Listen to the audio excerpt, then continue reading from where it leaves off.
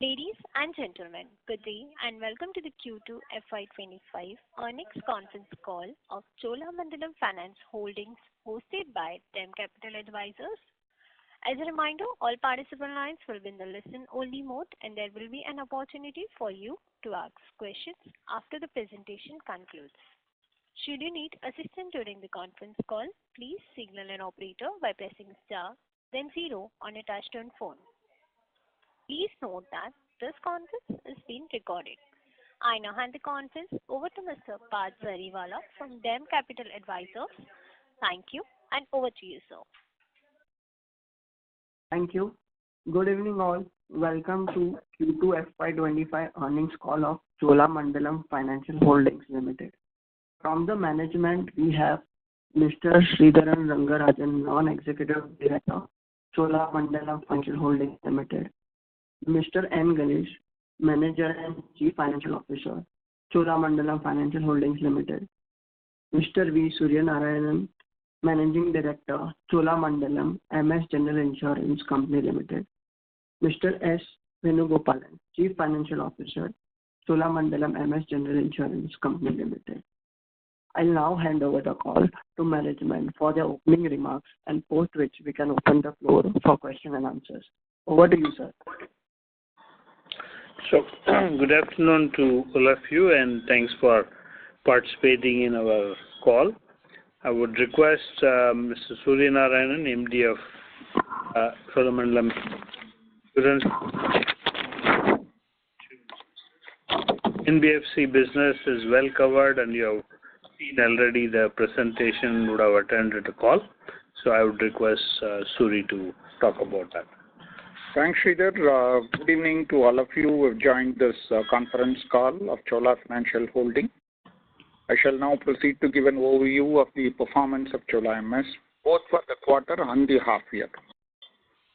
In Q2, Chola MS recorded a gross direct premium of Rs 2,171 crores with a growth rate of 9.2% as against the multi-line insurers' growth of 1.7%. As at the half year, the top line was at 4,092 crores with a growth rate of 11.5% as against the multi-line insurers' growth at 6.7%. In this quarter, the company grew higher than industry in motor, fire and miscellaneous lines of business. In group health, the company grew its volume to 233 crores for the half year, which volume still is one of the lowest amongst multi-line players. As at the half year, the composition of motor has reduced to 59% from 62% in the corresponding period. In motor, which is the principal line of business, the growth in the quarter was at 10.6% as against industry growth of 6.2%. The company presently has a composition of 40% in cars, 43.8% in commercial vehicles and 16% in two-wheelers. The company gets about 29% of its total motor premium from new vehicles. During the quarter, the company added a few large NBFC partners. Moving on to the expenses of management, the percentage for Q2 was 32.18% as against 29.7% in the corresponding quarter. As at the half year, it was at 32.73% as against the previous full year of 32.71%, which means more or less flat as compared to the previous full year. In the half year, the company has expended rupees 56 crores towards technology spend as against 37 crores in corresponding half year. This tech spend has also contributed to the higher EOM. The claims ratio was at 72.6 as against 73.8, lower by about 1.2%. This quarter we had the NatCat events by way of flood and inundation in Andhra, Telangana and Surat, which impacted the company for an amount which was very similar to the impact that the company had the corresponding quarter of previous year. The company continues to be prudent in its reserving for motor third-party claims. Chola MS investment portfolio corpus as at September was at 17,189 crores, and we had an investment income of 342 crores for the quarter. The PBT in the quarter and half year were at 171 and 350 crores.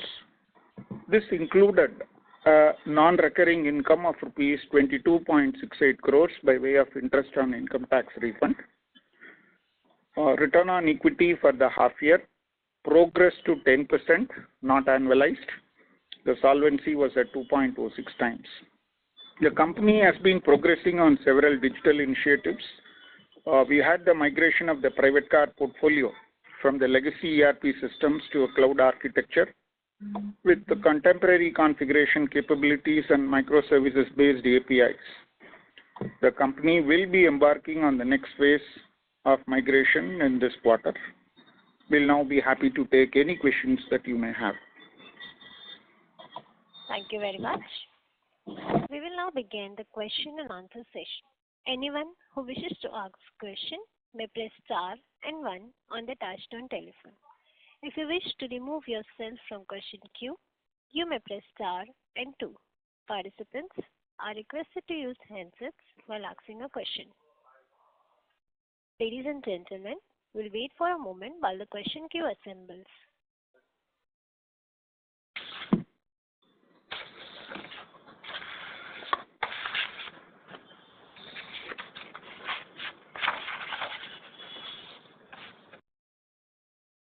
The first question is from the line of Atul Mehra from Motilal Oswal. Please go ahead. Yeah, hi sir. Good evening and thanks for the opportunity. I have asked this question before in the earlier calls. Just wanted to check again on what is the path towards more value realization for shareholders of Chola Financial Holdings. Because I think in the number of conversations we have had in the past, we've discussed of this particular matter. So if you could update on what the board is thinking about this, and as shareholders, what should we expect? Thank you, sir. So thank you for your persistent asking this question. I think we, as earlier communicated, the board has not considered this aspect, but definitely it would take an appropriate call at an appropriate time. So at this point in time, no such discussion has happened. Right. So can we have any communication from the board with this particular matter? Because obviously as shareholders, this is of most importance to us. So can we expect or can you, through this conversation, table this as a matter of discussion so that we have more clarity on this aspect?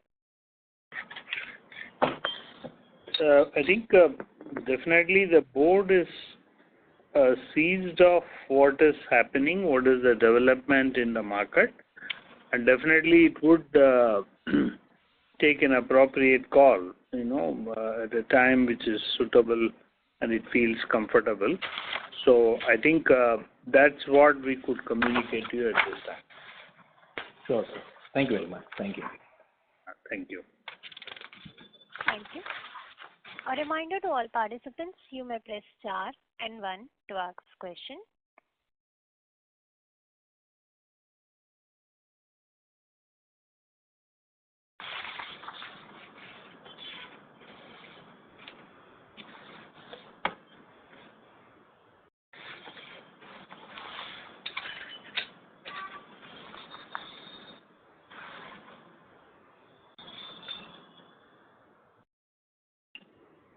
The next question is from the line of Sanket Hoda from Avendus Spark. Please go ahead. Yeah, thank you for the opportunity. Sir, when I look at 1H to 1H, our loss ratio has improved ex of catastrophe event also by 130 basis points. But somehow our OPEX ratio, which was 36.3 last year, has increased to 37.4. And that has been a bit of drag on commensurate improvement in the combined ratio. Just wanted to understand going forward, how do we see this OpEx ratio to play out given UM is around, and the combined trajectory to play out? That's on overall cost. And the second question is predominantly on motor. We see that most of the lines have seen a bit of improvement in the loss ratios. Maybe if I exclude the cat events, but motor OD still seems to be a little higher compared to what historical comfort we used to give. Can I attribute this largely because our two-wheeler component has gone up and the 74-point kind of a motor OD loss ratio is the new normal if we continue to maintain the current product mix going ahead? So these are my two questions to start with. Yeah. Thanks, Sanket. You are talking of 37%, which is not the EOM, right? Which is the COR component, which is net of the reinsurance commission. Right. The sourcing cost minus that is what you are talking of. Let me tell you that our reinsurance commission recognition is fairly conservative.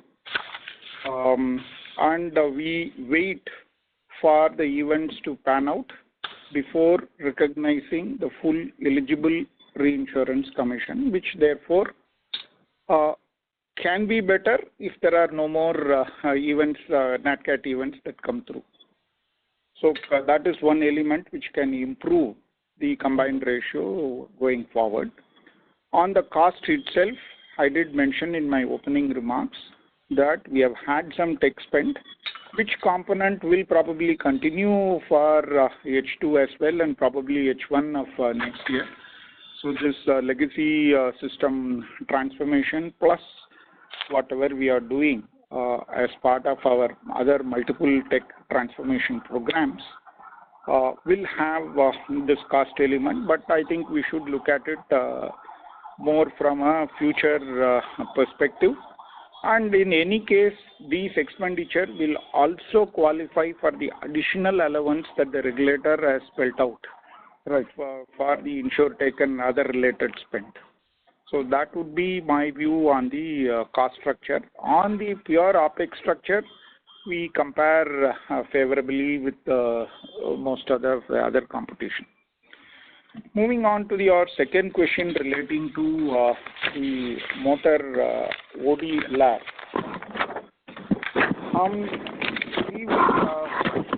If one were to just look at that page 54, which shows the trend of the motor OD LR over the period, and of course this quarter we have had a higher motor OD LR as compared to the past. Our mix is also, you would notice that has a higher component of commercial vehicles. And in commercial vehicles, we are present across the spectrum, both the small, the intermediate, and the heavy commercial vehicles. And to that extent, our motor OD loss ratios will be different as compared to certain other players. But what you will see is that over a period, so this is more or less stable. And generally, we have also seen that the loss ratios in H2 is always lower than H1 for multiple reasons. And we are likely to see that trend as well. So you mentioned about two-wheelers. But two-wheelers, it's not a worry more on the OD side. Two-wheelers will be a worry more on the motor third-party side, particularly with the long-term in perspective and without the pricing correction.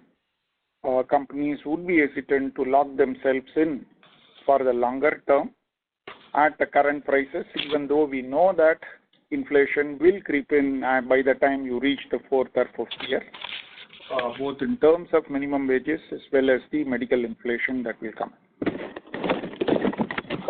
Got it, sir.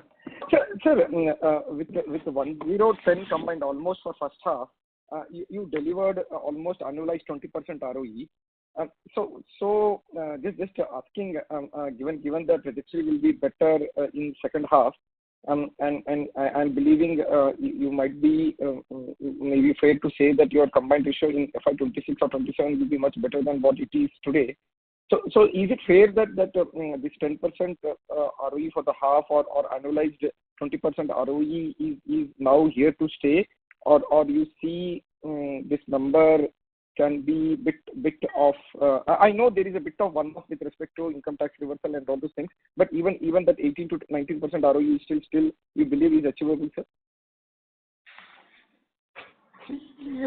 Yeah, you rightly called out the one time which would have given some basis points to this 10% non-annualized. But if you look at the trend over the quarters, you will find that things have only been improving. Right. And I don't see any reason why this cannot be sustained. Perfect, sir. And lastly, maybe just on this long-term policies, which now is on which has to be recognized on 1/n basis. Just if you can tell what is the exposure right now as on 1H FY25, and given it's a very profitable book for us, how do you try to overcome the challenge with respect to this particular business going ahead, given you compete with multiple players in open architecture banca channels, and maybe indirectly you might be even competing with life insurers in this particular product. So just want to understand your strategy, how you will going ahead conduct the business.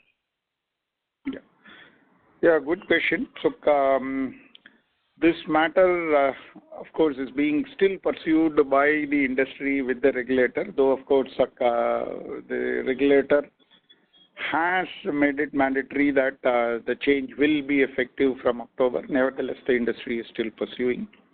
Mm-hmm. What this does is that it's the accounting recognition that is changing from a top-line perspective. Right. But from a cash flow perspective, the money will still come to the insurers. It is going to reflect in the investment corpus, and therefore the investment income stream of things is not going to change in any way. Right. The critical area of change is only going to be as to whether the cost will be paid upfront or whether it will be paid in the respective years. So that is the dialogue that all insurers will be having with their respective industry partners. The dust has to settle down on that. Where the shape and direction it ultimately takes is what will determine as to how things change. But purely if on the investment income side, there is no change. If the companies are to pay upfront, which on the face of it looks like that is not permitted by the regulations, then you would have a lower reported top line and the cost being measured against that top line, which will mean that the expense of management will look bulged. Right. But sir, given this is 1/n kind of a transition, then means is it a fair assumption that if a regulator doesn't give any leeway on recognizing from 1/n, then maybe you can expect a leeway on EOM compliance by say another year or so, because anyhow the business will start flowing in, and then there will be no incremental expenditure for the one which is booked already. Assuming you this industry ends up with a practice of paying upfront, then is it fair to say that some bit of leeway is expected to come from regulator on EOM? What you are asking, I fully understand, but I don't know if I could make a guess on behalf of the regulator. I can't speak for the regulator. I'm sure as industry and as council, we will continue to represent with the regulator for looking at it in its context and the rightness of things. Got it, sir. Perfect. That's it from my side. Thank you very much for the answer. Thank you. A reminder to all participants, you may press star and one to ask question.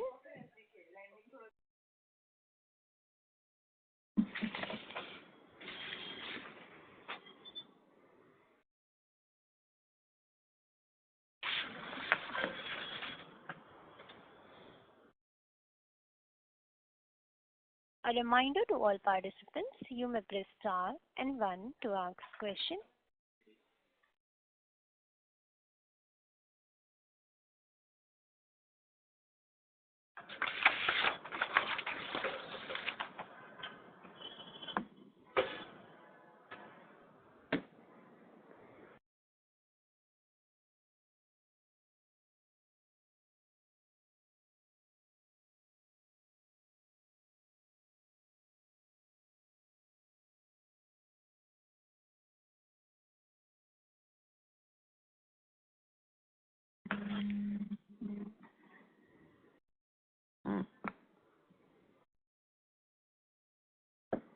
Is there no further questions from the participants? I would now like to hand the conference over to the management for closing comments. Over to you, sir. Thanks everyone for attending the conference. The company is on a forward momentum and we will continue to keep growing well and be profitable. Thank you. Thank you. On behalf of DAM Capital Advisors, that concludes this conference. Thank you for joining us, and you may now disconnect your lines. Thank you.